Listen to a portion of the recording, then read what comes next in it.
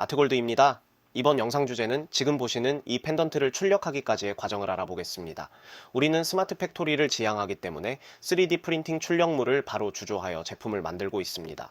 이런 이유로 출력물을 바로 주조할 수 있도록 물줄기도 부착하고 수작업으로 서포터를 세우면서 안정적인 출력뿐 아니라 세공 과정의 번거로움도 줄이려고 노력하고 있습니다.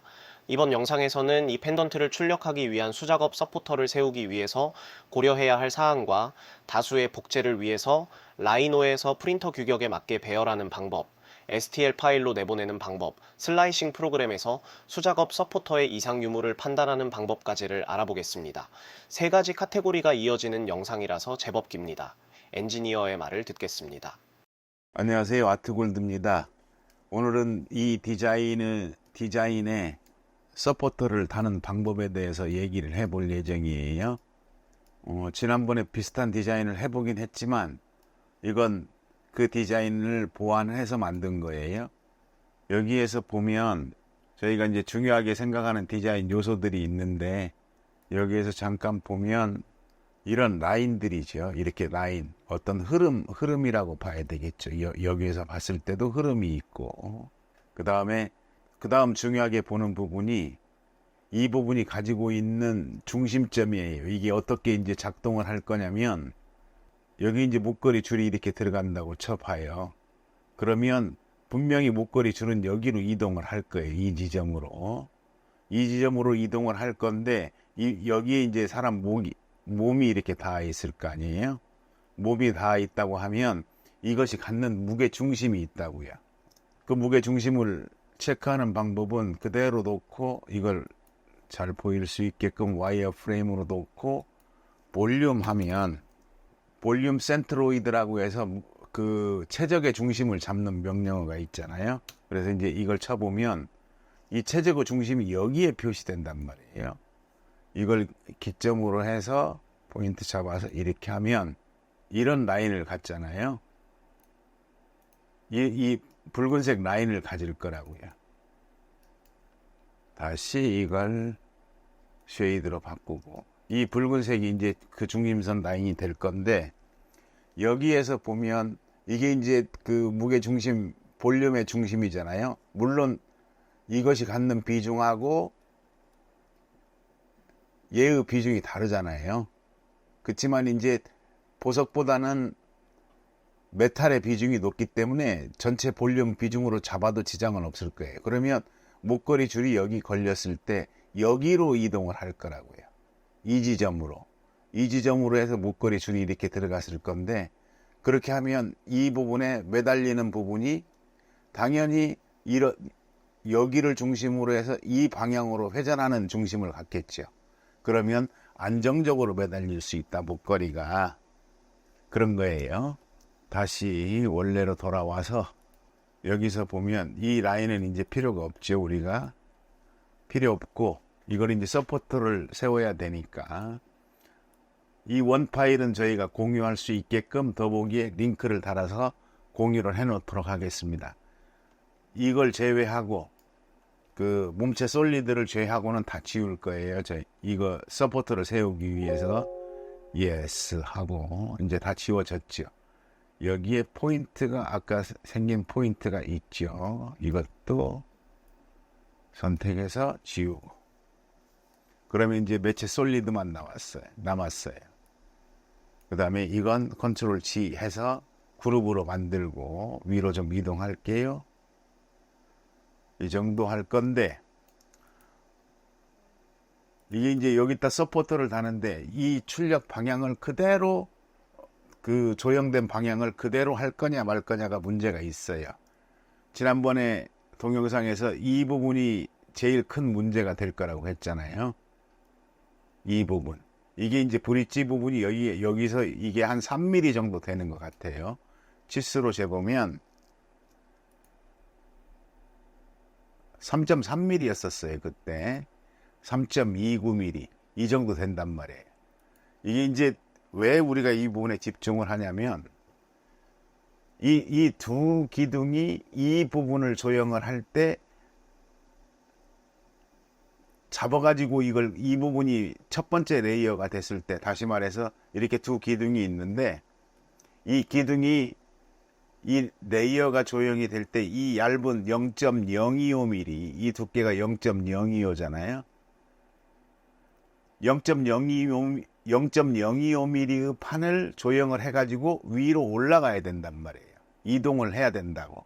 그러면 여기에 FEP 필름이 이렇게 있을 거 아니에요.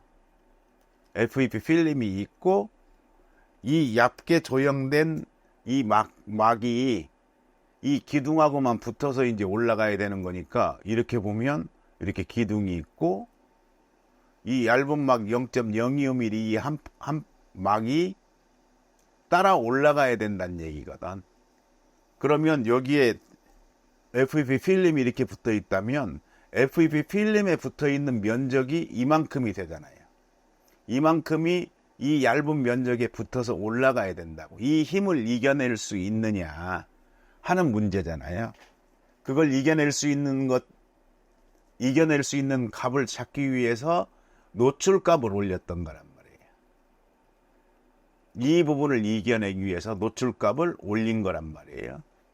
이 올리는 것이 옷이라고 해서 이 부분에 이 덧살로 쌓이는 부분 저희가 설명드렸잖아요. 이 덧살이 증가되는 양을 봤더니 그렇게 큰 문제는 없더라. 그래서 이제 그걸 5초로 올린 거라고요. 5초로 올리더라도 약간 그때 나왔던 문제가 서포터 부분에서 이렇게 그때는 여기에다가 이제 이렇게 보조 서포터를 달아가지고 이것이 이쪽으로 서포터를 달고 해서 이것들이 만들어져서 하게 했는데 여기서 끊어진 부분이 나왔었거든요. 여기서 절개 이게 이제 이 부분이 조형될 때 힘을 받아가지고 올라가는데 버티질 못하고 이 부분이 절개된 부분이 나왔단 말이에요. 이제 이런 문제들을 극복을 해야 되지 않겠냐. 그러면 지금 이 상태로 해보는 방법은 이렇게 해서 서포트를 위치를 이쪽으로 바꾼다든지 노출값을 좀 더 올린다든지 하는 방법으로 해결을 할 수 있겠죠. 하지만 오늘은 노출값을 최소화시키면서 이걸 어떻게 하면 잘 서포터를 달아서 잘 출력될 수 있게끔 만들 것이냐 하는 부분을 따져보려고 해요. 지우고 여기로 돌아와서 이번에는 이걸 이렇게 한번 돌려보면 어떨까 싶어요. 이걸 45도 각도는 아니고 이 정도 돌리면 왜 이 부분을 돌리는데 어떤 걸 기준으로 하느냐 하는 거죠. 이제 그 점을 내가 먼저 설명을 드리면 이게 이제 우리가 내 집 물줄기를 이렇게 달았을 거 아니에요. 좌우간 여기를 기준으로 달았다고 칩시다. 그다음에 여기도 저점이 되니까 이렇게 해서 물줄기를 달아서 이게 그 왁스 뽕대에 심어져 가지고 이런 형태로 심어져서 그 석고에 매몰된다고 봐요. 그러면 이게 이제 녹아서 흘러내릴 거 아니에요. 중력에 의해서 밑으로 떨어진다고. 그럼 여기 와서 걸릴 부분도 있고 여기 와서 걸리든지 하겠지요. 여기도 중력에 의해서 이렇게 떨어지면 이쪽으로 흘러서 이쪽 방향으로 내려올 거고, 여기도 마찬가지로 중력으로 밑으로 작용하는 것이 이쪽으로 흘러서 이렇게 나오겠지요. 그 다음에 여기도 마찬가지로 중력으로 이렇게 흘러서 이 부분들이 중력으로 작용을 하면 이렇게 흘러서 나오는데 여기가 걸릴 수 있잖아요. 지금 여기 이 부분이 약간 돼 있기 때문에 이쪽으로 잘 흘러나올 것 같아요. 이런 부분들을 보는 거죠. 가령 이게 각도가 이게 조금 덜 줄어들었다면, 가령 이런 각도라고 하면, 예를 들어서 이런 정도 각도라고 칩시다. 그러면 이 부분에 이제 쌓였던 것들이 이렇게 선을 그려보면 이 부분이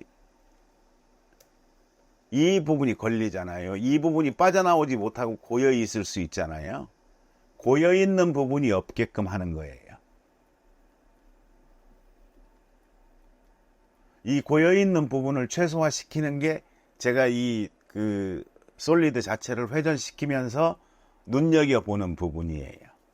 다시 전체 선택하고 조금 더 돌려봅시다. 그래서 이제 우리 눈으로 보면서 어느 정도 판단할 수 있잖아요. 가령 이렇게 세운다면 또 다른 부분에서 문제가 생길 수도 있죠. 여기에서 이렇게 나오고 여기에서 생기는데, 이게 이제 입체적으로 보면 좋게만 한다고 좋은 게 아니라 여기다 다르면 이제 이 부분에서 문제가 이렇게 단다고 치면 여기다 물줄기를 달았어요. 그러면 여기에서 이제 이 부분들이 이제 그 고여 있는 부분이 생길 수 있단 말이에요.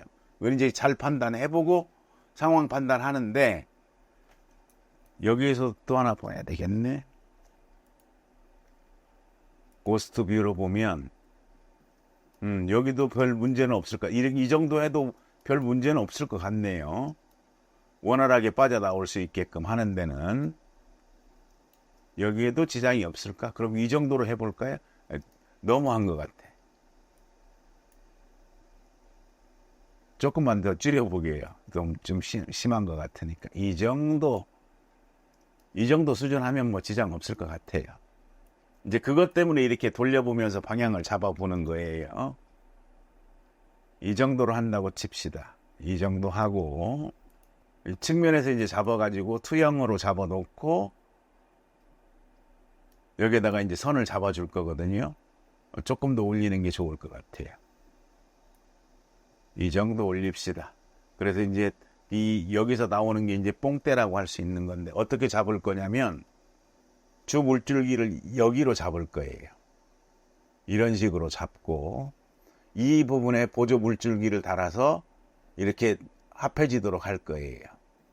그 다음에 이제 이게 프린팅이 되는 그 프린팅 베이스에 붙는 면적 아니겠어요. 여기가 이렇게 이제 프린팅 베이스에 잡는데 얘가 출력이 되면서 이 부분까지는 지장이 없겠지만 여기 이상 넘어가기 시작하면 이렇게 쭉 출력이 되면서 힘을 받아가지고 위로 올라가는데 여기까지 조형된 이렇게 조형이 됐을 거 아니에요. 이제 이미 이렇게 해서 이제 여기까지 이렇게 조형이 됐는데 이렇게 여기까지 조형이 됐겠죠. 근데 조형이 됐을 때 이 부분이 박리될 때, 이 레이어가 박리될 때 이거 자체가 이렇게 휘어질 가능성이 있잖아요. 이 힘을 이기지를 못하고. 그렇죠. 그러면 그 힘을 잡아주기 위해서 우리가 조금 뭔가 보조 서포터를 달아야 되겠다. 그런 거예요. 여기다 다는 게 좋을지, 여기다 다는 게 좋을지, 여기다 다는 게 좋을지 모르겠어요. 이건. 근데 지금 여기서 보면 여기까지는 별로 힘이 없을 것 같아요.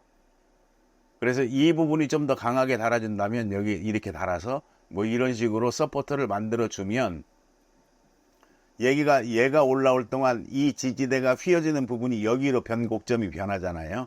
얘가 이제 서포터가 돼 있으니까 그 상황을 이제 한번 봅시다. 해보면서. 그러면 여기에다 선을 하나 잡아주고 그 다음에 나머지 선은 뽕대에 잘 들어갈 수 있게끔 뭐 이거 별로 곡선 잡아주지 않아도 될 것 같은데 이 정도 되면 2, 4, 5, 5mm 정도 됐죠. 그 다음에 얘는 이 지점 정도에 시작해서 여기서 이렇게 내려와서 붙는 방식으로 택하면 좋을 것 같아요. 그 다음에 이 만곡점들은 우리가 이 파이프 도구를 쓸 건데 이 파이프 도구가 이렇게 곡선이 꺾이는 부분에서는 이런 식이 되는 거예요. 이게 1mm고 이게 2mm라고 쳐봐요. 그러면 이런 식으로 나온단 말이에요. 이런 식으로 이제 그 파이프가 만들어질 때 두 개의 곡선 그 비율이 커지면 이렇게 깨져서 만들어지는 경우가 있어요. 그래서 저는 이 부분을 보통 한 2mm 정도 필렛을 줘가지고 그 곡선이 부드럽게 만들어질 수 있게끔 이 곡선들이 그래서 이제 유연한 컵으로 만들어 주는 거지요. 그 다음에 이제 여기 측정을 해보면 여기 들어갈 수 있는 직경의 크기를 측정을 해보면 여기서 이 정도 되잖아요. 0.9mm 그러면 0.7mm 8mm까지 한번 올려봅시다. 여기 시작점을 아까 직경을 했으니까 0.8 입력해서 엔터하고 여기는 1.8 정도로 합시다. 그 다음에 여기에서 여기까지는 1mm로 그대로 와라. 이렇게 만들어지겠지요. 이제 입체해서 보고 수정하는 건 하고요.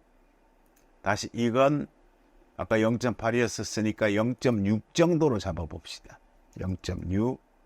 그 다음에 여기는 아까 1mm로 잡았었으니까 여기는 직경을 1mm로 잡으면 되겠죠.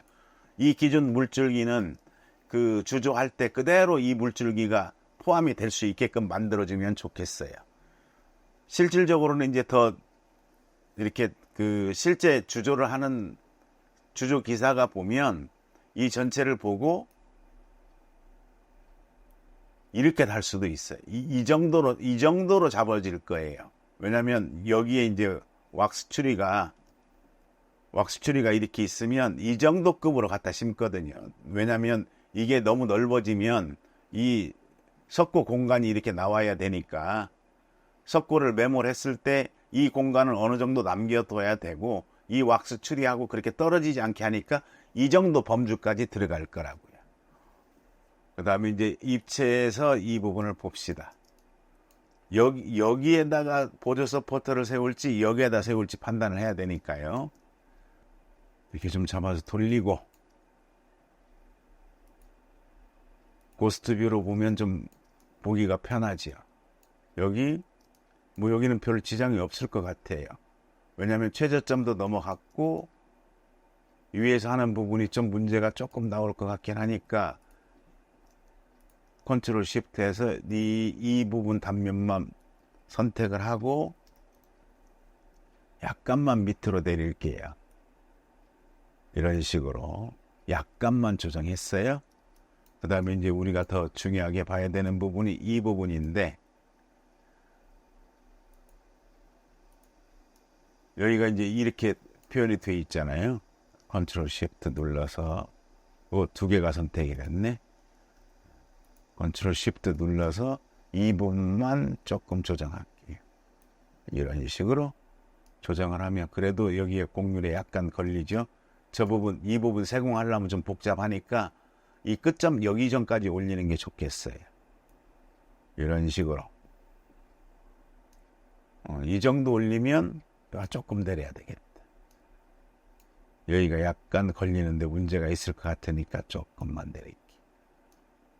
이런 식으로 하면 세공할 때 여기 살짝만 다듬어주면 되니까 이제 기본 물줄기는 다 달려 있어요. 이제 잡아졌고 여기에다가 물줄기를 달면 좋기야 하겠지만 이제 우리가 이제 여기서 선택을 해야 될 것 같아요. 여기에다 물줄기를 이렇게 보조 물줄기를 단다. 물론 이 부분하고 합해져서 초기 출력부터 강하게 잡아주는 데는 도움이 될 것 같아요. 여기 이 부분부터 힘을 받을 수 있으니까. 그런데 나중에 여기 물줄기를 서포터를 출력을 하고 난 다음에는 이걸 떼어낼 거거든요. 그러면 여기에다 달면 좀 좋을 것 같다는 생각도 들어요. 여기에다 달고 이 물줄기가 좀 안정적으로 되라고 이렇게 잡아놓고 이렇게 달아주면 하나의 선을 더 집어넣어 가지고 이제 구조화 시키는 거지요. 이렇게 잡아주면 어떻게 변할까? 그러면 레이어가 어디서부터 영향을 받냐면 여기 이 위쪽이 이제 영향을 받을 거 아니에요? 그러면 얘가 만들어질 동안 얘가 여기서 조형이 될 때는 어떤 영향이 있을까? 이 구조물은 여기까지 이제 구조물이 조형이 됐을 거 아니에요? 이런 부분까지. 그 다음에 얘도 여기까지 조형이 되고 이 조형 부분까지 잡아졌어. 그러면 빌딩 플레이트에 우리가 만들어야 될 프린팅 베이스에 붙어야 될 부분은 이 부분 아니겠어요? 힘을 받는데 전혀 지장이 없을 것 같지 않아요? 여기가 조형이 된다. 그런데 구조물 자체가 이렇게 버티고 있는 거예요. 그러면 얘가 흔들릴 일이 별로 없잖아요. 얘가 흔들리지 않는다. 여기까지 올라왔다. 여기 정도 올라간다. 그러면 얘도 이 구조물들이 이렇게 버텨주고 있으니까 구조적으로는 이게 안정적일 것 같아요. 그러면 여기에다 다는 게 좋겠다. 저는 이제 판단하는 거예요. 여기에다 이 정도쯤에서 니어 빼고, 오브젝트 스냅 빼고, 쿼드도 빼고, 이 정도 잡아서 이렇게 내려오는데, 이 볼륨을 0.7 정도로 잡을게요. 직경을 0.7 정도로 하고 1.2 정도로 잡으면 좋겠다. 이런 이제 서포터를 세워줬으면 좋겠다. 라는 생각이에요. 여기가 조금 걸리니까 이 부분 서페이스 선택해서 안쪽으로만 살짝 밀어주면 되겠죠. 그러면 이제 이 부분이 조형이 되는데 문제는 없을 거고, 안쪽도 지장 없고, 그 다음에 아까 말한 대로 중간에다 얘를 구조화시키기 위해서 여기다 하나 여기서부터 출발해서 이쪽으로 들어가는 구조물을 다 하나 달아버리죠. 이건 0.8 정도 굵기로 때리게요. 0.8.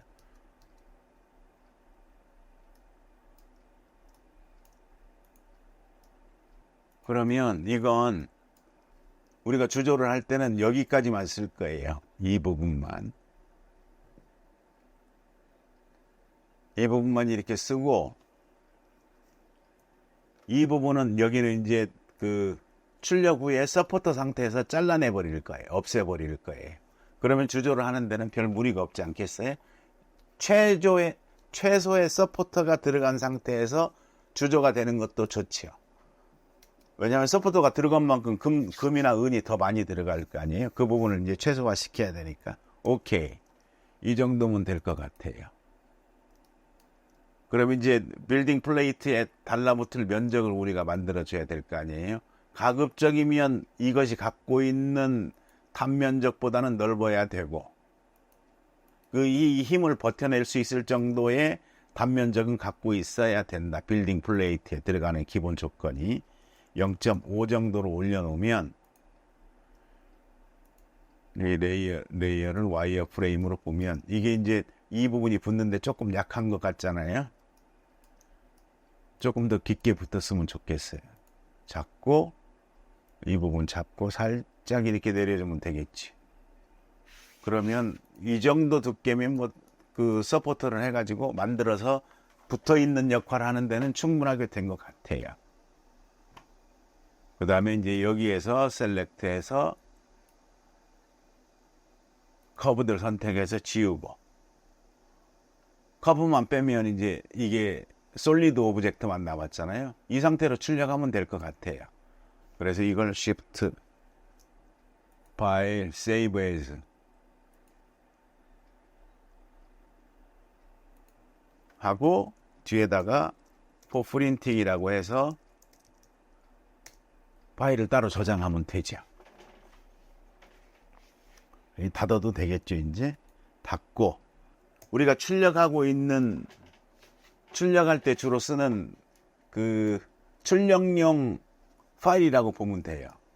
우리 프린터가 가로가 123.10 정도 폭을 가지고 있고, 실제 폭은 이 빨간 선이에요. 프린터마다 그 출력 사양이 있잖아요. 프린터 출력 사양이 맥시멈 선이 여기에요. 기본 설정, 프린터마다 보유하고 있는 그 빌딩 플레이트 규격이 있잖아요. 그 규격을 이렇게 잡았거든요. 근데 그 규격보다 조금 작게 저는 이 라인을 출력 최대 크기로 잡고 작업을 하는 거예요. 왜냐하면 이 끝처리까지 갈 필요는 없으니까요. 그러면 여기로 이제 아까 조금 전에 했던 포프린팅 파일을 불러오면 되겠죠. 금방 작업한 파일을 불러올 거예요. 임포트하고 여기에서 이걸 디세이블 하는 게 좋아요. 왜냐하면 자칫 잘못하면 Z축으로 이동을 할 수 있으니까요. 이게 이제 제대로 맞았나 보려면 이렇게 보면 Z축 제로점에 딱 맞아져 있잖아요. 컨트롤 G 하고 잘못 눌렀어요. 이거 그대로 선택해서 컨트롤 Shift 그룹을 먼저 만들어 주고, 그 다음에 이제 이걸 이동을 해서 여기에서 이동을 해가지고 여기다 배열을 할 거예요. 그냥 배열하는 방법이 복제를 해가지고 배열하는 방법도 있겠죠. 이런 식으로 복제하고 복제하고 복제하고 이거 귀찮잖아요. 그러면 먼저 이 부분 폭부터 보면 여기에서 최대 면적이 여기에서부터 이 정도만 떨어지면 되겠다. 8.6mm 정도만 떨어지면 되겠다. 8.6이 너무 큰가? 이 정도에서부터 여기가 기준이니까 한 1mm나 2mm 이 정도만 떨어지면 7.7mm가 되면 좋겠다. 그러면 123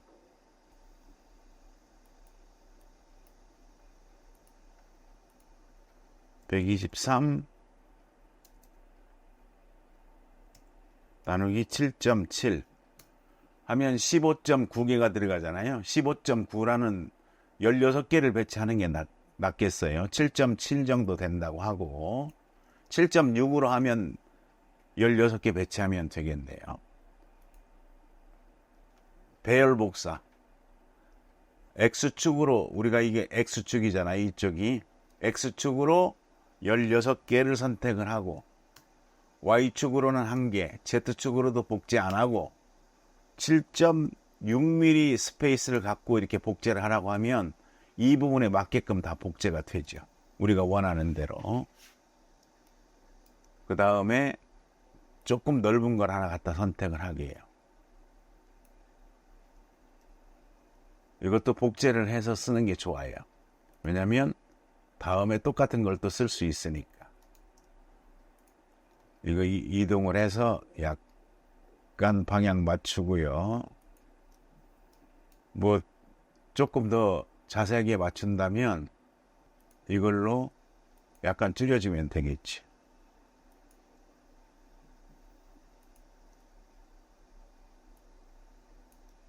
전체적으로 이 정도 놓고 이거 빼고 그 다음에 복제를 더 하고 싶다. 반대편에도 복제를 하고 싶어요. 로테이트를 하는데 카피를 하고 이 부분에서 잡아서 반대편에 그대로 카피를 하겠다. 선택하고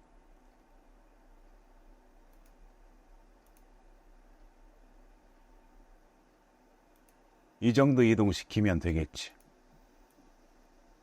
이걸 Shift 파일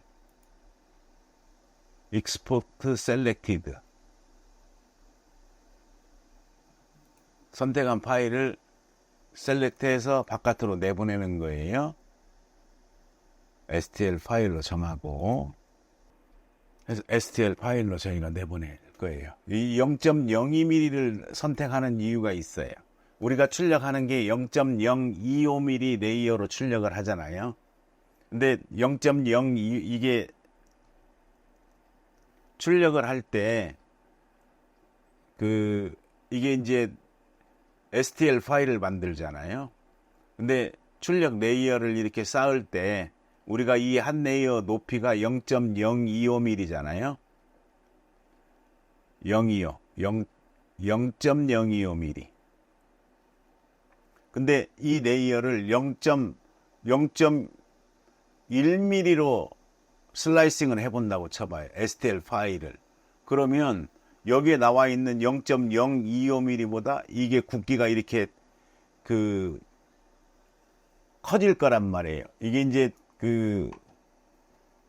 얘네들이 이제 보통 삼각형 위주로 해가지고 삼각점을 위주로 해서 이 파일들을 만들잖아요. STL 파일이라고 하는 게. 그러면 이 부분 높이가 0.1mm라고 치면 우리가 할 것은 여기에서 이렇게 얇은 부분이란 말이에요. 그러니까 이 수치보다는 우리가 쌓는 레이어보다는 이 레이어 자르는 두께가 좀 더 얇아져야 되지 않겠어요? 근데 이제 이걸 더 곱게 한다고 해서 0.01mm로 하게 되면 출력하는 STL 파일 크기가 훨씬 더 커지죠. 왜냐하면 이걸 더 조밀하게 만들어서 내보내야 되니까. 그래서 이제 제가 생각할 때는 저 부분의 상관관계를 잘 파악해 보진 않았지만 대충 저런 정도로 보면 0.02mm 정도 하는 게 좋다고 생각을 해요. 그렇게 해서 하는 거니까 더 깊게 분석하신 분들은 저보다 더 정교한 수치를 만들 수 있겠지만 제가 생각할 때는 0.02mm 정도 되면 0.025mm를 출력하는데 지장이 없겠다. 가령 0.0125mm로 출력을 하고 싶은 사람이 있다면 저 수치도 변해야 되겠죠. 그 점은 참고하시고요.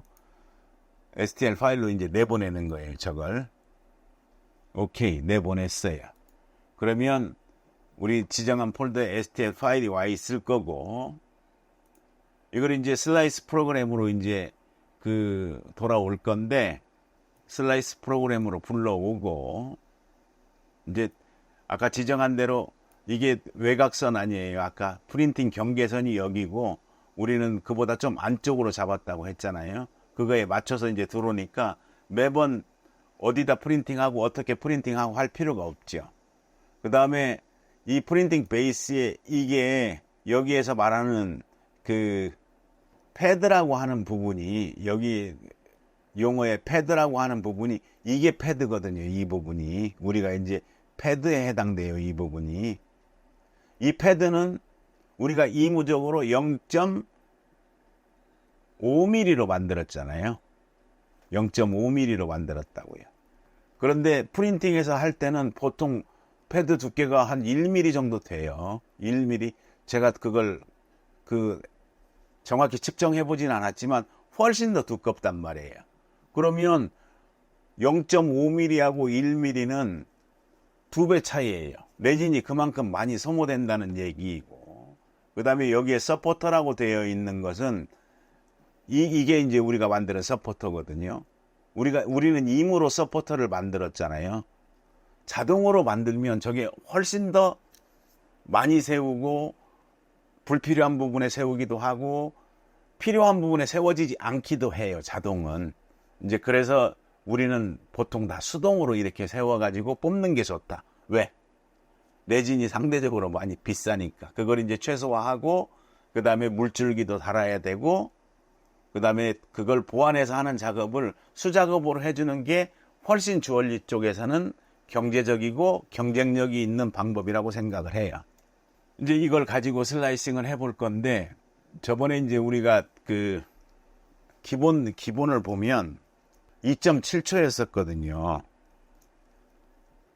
이게 이제 2.7초를 하다 보니까 반지를 출력했을 때 반지가 이렇게 떨어져 나오는 것들이 뭐 5개도 있었다. 왜 이 분량이 나냐.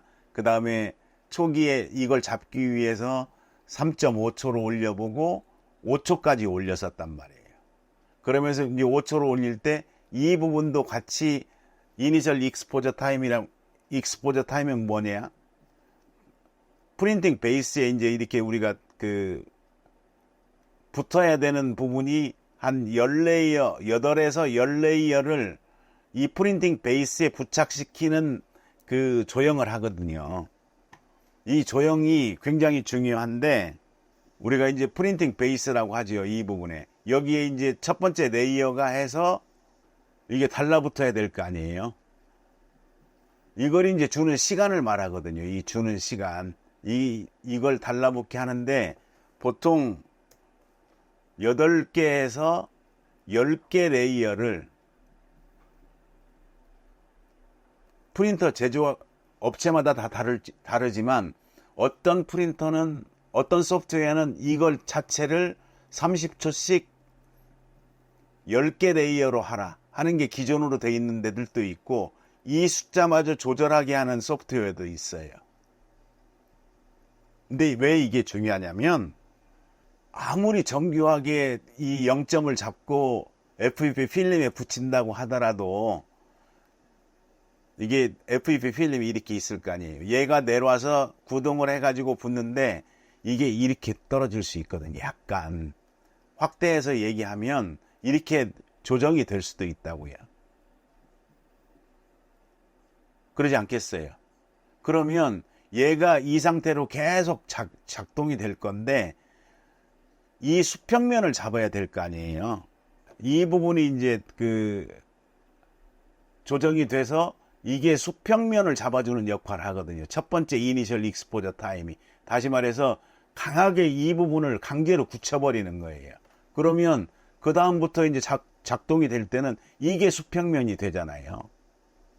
이 부분 갭이 이니셜 익스포저 타임으로 커버가 되는 거라고요. 이거 생각한 사람이 제가 볼 때는 굉장히 천재적이었었다 라고 생각을 해요.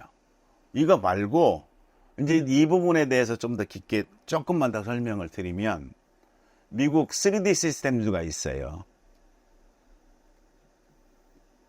이 3D 시스템즈가 그 레진 프린터가 아니고 3D 프린팅에 대해서 개념이 나왔을 때 그걸 일본 애들이 개념을 만들었었는데, 그 개념적인 아이디어 특허권을 사서 3D 프린터를 만드는 애들이 3D 시스템즈예요. 그러니까 최초로 만들었던 애들이지요.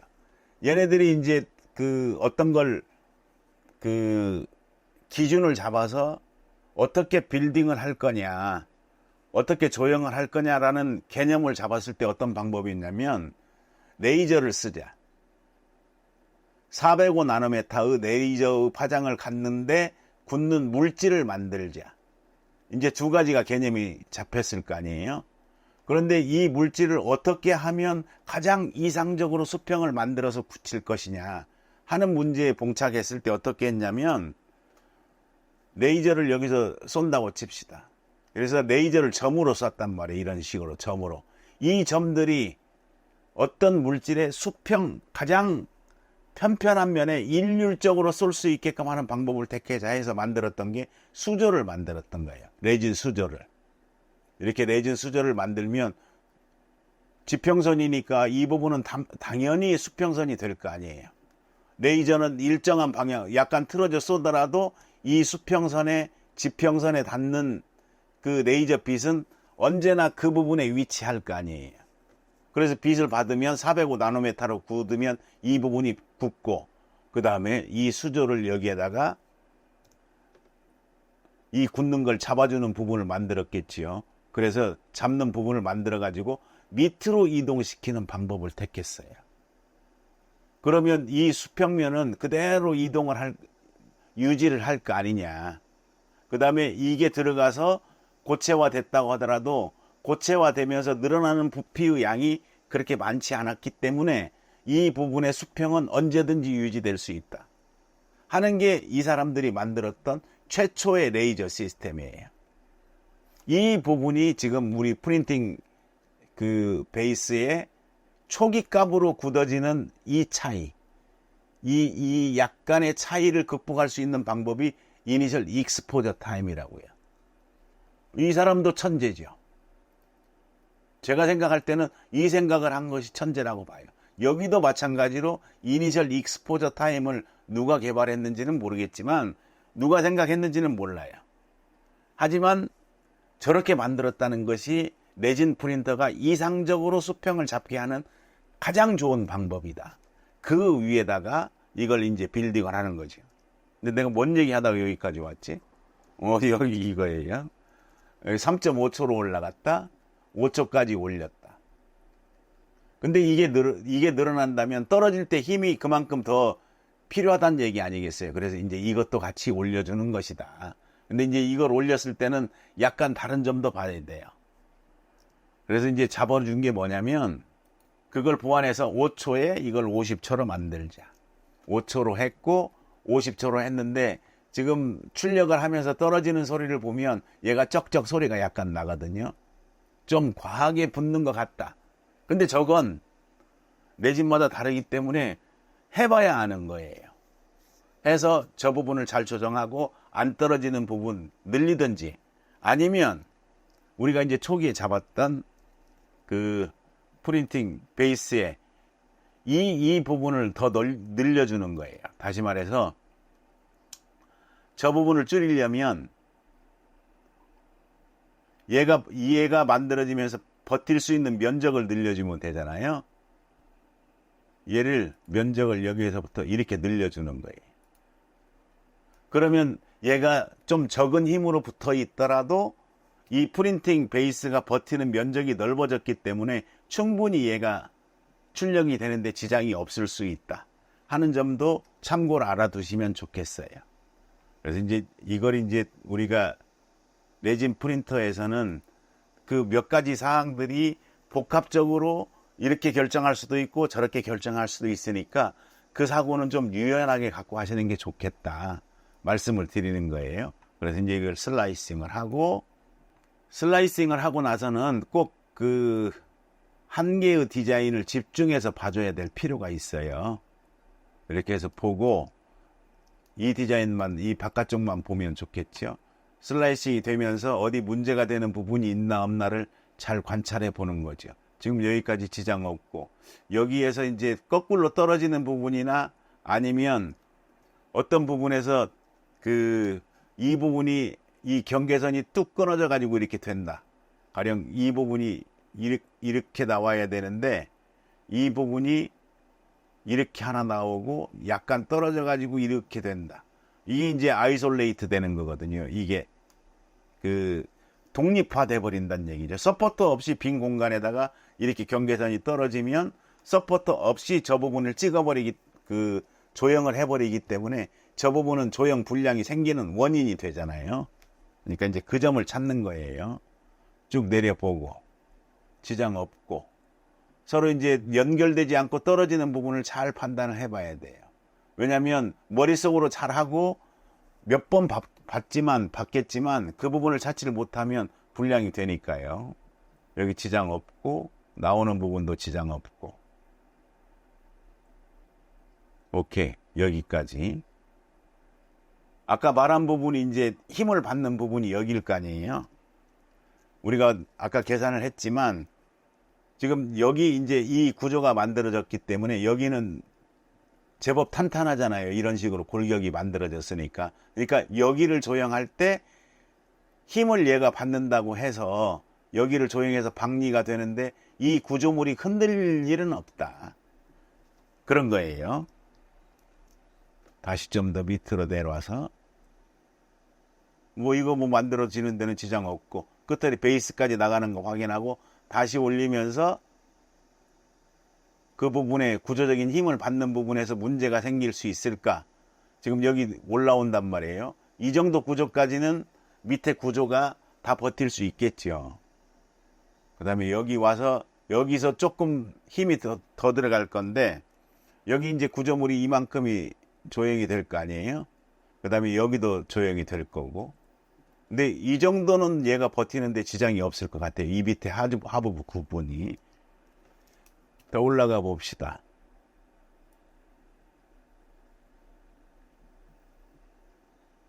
가장 힘을 많이 붙는 부분일 거예요. 아마 받는 부분이 되는 것 같아요. 여기에서 보면 이 부분 조형이 돼서 떨어져야죠. 이 부분 조형이 돼서 떨어져야 되죠. 그러면 이 정도 부분이면 얘가 이제 충분히 버텨줄 만큼 힘을 갖고 있잖아요. 이 부분이. 이 정도면 서포터로서 거의 지장 없는 것 같아요. 좀 더 넓은 부분이 있나 한번 찾아봅시다. 올라가고 별로 문제 안 될 것 같고 여기서부터도 문제가 안 될 것 같고 여기도 문제 안 될 것 같고 여기도 그렇고 이렇게 올라오겠죠?